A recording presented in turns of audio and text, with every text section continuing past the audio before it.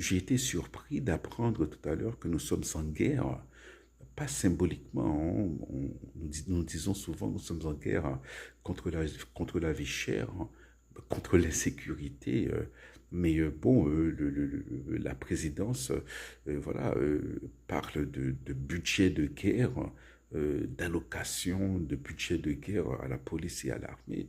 Donc, bon, voilà, donc nous sommes en guerre. Hein. Mais contre qui?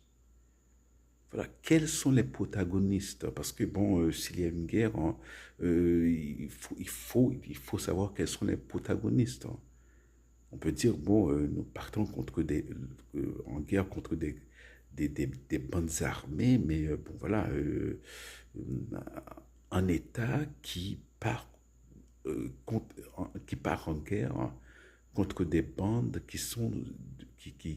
qui occupent déjà 80% du territoire de la capitale. Hein. C'est plus la guerre, hein, ça.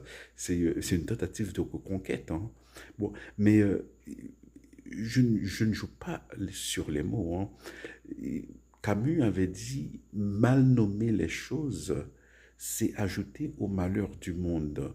Ce dont nous donnons l'impression au monde aujourd'hui, c'est que nous jouons à l'apprenti sorcier, que même nos dirigeants sont en train de tâtonner.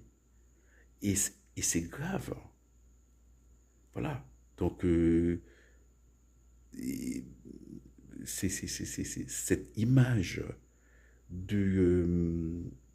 voilà, on ne sait pas trop ce qu'il en est, hein, lorsqu'on essaie de poser des questions, lorsque les journalistes apparemment essaient de poser des questions, bon, on cite la raison d'État, bon, ce qui peut qu'on ne peut pas en dire plus, hein, mais voilà.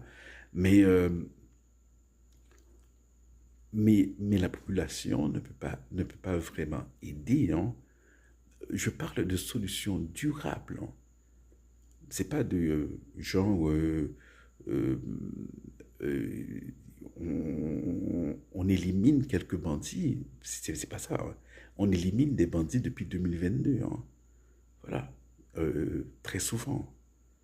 Et le problème s'est aggravé en 2024. Hein. Donc c'est pas l'approche, hein, est biaisée. Hein. Voilà. Donc, je ne suis pas expert en sécurité, mais l'approche est biaisée. Voilà.